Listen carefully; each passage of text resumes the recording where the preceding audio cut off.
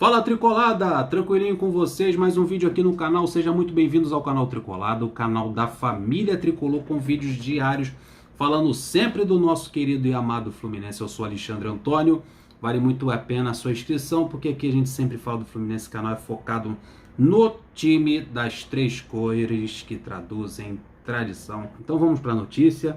Parece que o Odair vai escolher o zagueiro que ele quiser para jogar contra o Internacional do domingo.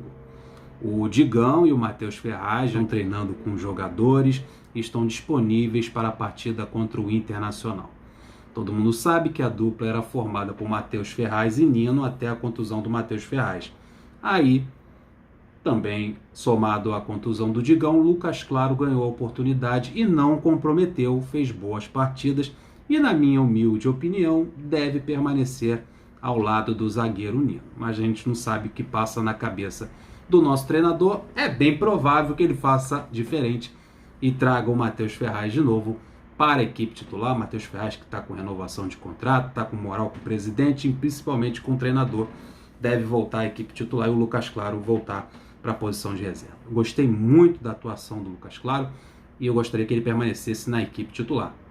Vamos fazer o seguinte, deixa aí nos comentários qual a sua dupla de zaga favorita. Vamos para outro assunto, assunto importantíssimo. Não tem aquela galera que está tentando levar os jogos do Fluminense para as Laranjeiras, a utilização do campo das Laranjeiras, o histórico Laranjeiras, nosso Laranjal, a nossa casa. O Mário fez uma coletiva recentemente, praticamente descartando o projeto. Pois bem, eles fizeram uma carta aberta apresentada ao presidente e levantaram um ponto muito interessante quando o Mário questiona o aproveitamento das Laranjeiras, as vitórias, os empates e as derrotas do Fluminense jogando nas Laranjeiras, comparado a um período histórico do Fluminense em que o Fluminense só jogava no Maracanã e dizendo que o Fluminense tem mais conquistas jogando no Maracanã. E eles fizeram um levantamento e comprovaram que o Fluminense teve melhores resultados jogando nas Laranjeiras.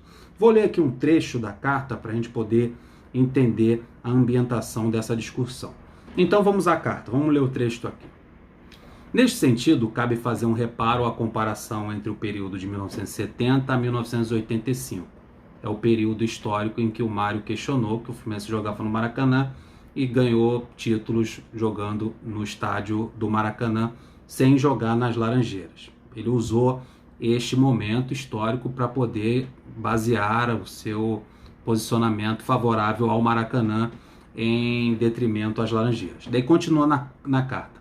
Quando não houve jogos nas Laranjeiras e o time ganhou 2 títulos brasileiros e inúmeros campeonatos estaduais, é o período de 86 a 2003. Então ele comparou o período de 1970 a 85, quando jogava no Maracanã, ao período de 1986 a 2003, período em que o Fluminense jogava nas Laranjeiras. Daí o Mário falou que durante o período de 70 a 85, o Fluminense ganhou 2 títulos nacionais, que foi a Taça de Prata em 70 e o Campeonato Brasileiro de 84, inúmeros estaduais e etc. E desdenhou desse período de 1986 a 2003, período que o Fluminense jogava nas Laranjeiras. Continua na carta, mas não conquistou títulos relevantes e ainda passou a pior fase de sua história. É claro, o período mais difícil da história do Fluminense, foi de 86 a 2003. Basicamente, resumindo, a década de 90 foi muito ruim para o Fluminense. Também vamos botar na conta de dirigentes pífios, de administrações horrorosas, times fraquíssimos, times mal montados, péssimas contratações. Como eu falei alguma vez aqui, Laranjeiras não faz gol, Laranjeiras não faz cruzamento, Laranjeiras não joga sozinha, né?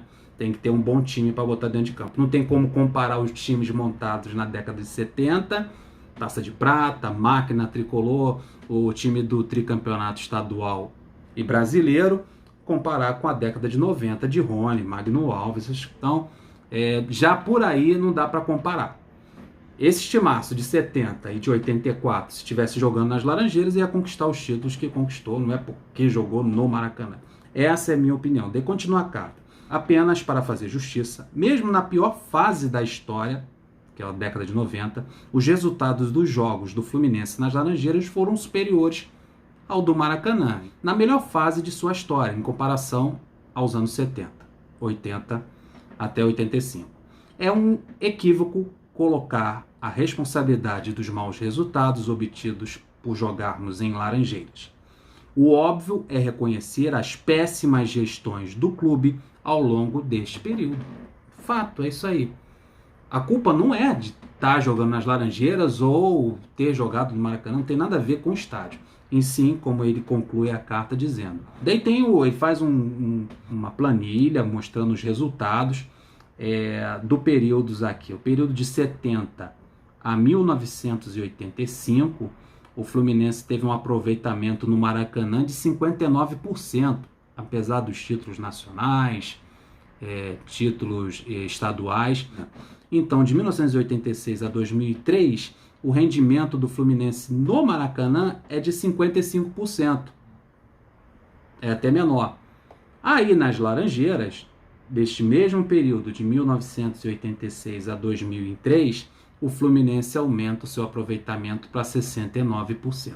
Esse grupo é o Grupo Laranjeiras 21, mandou essa carta ao presidente Mário com a intenção de esclarecer alguns pontos abordados pelo próprio em sua última coletiva. E o lateral Facundo Sanches, que eu falei aqui no vídeo passado, os vídeos passados aí, eu falei da possível contratação do lateral direito Facundo Sanches, ele fechou com Panathinaikos da Grécia, não virá mais para o Fluminense, está normal no futebol.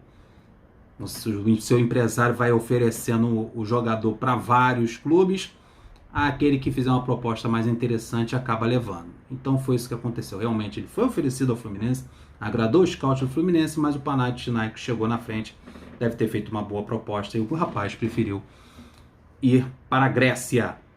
E como nunca pode faltar em nossos vídeos, problemas de gente cobrando, acionando o Fluminense na justiça, então esse vídeo tem que ter uma notícia sim. E a notícia que nós temos é do Oswaldo de Oliveira.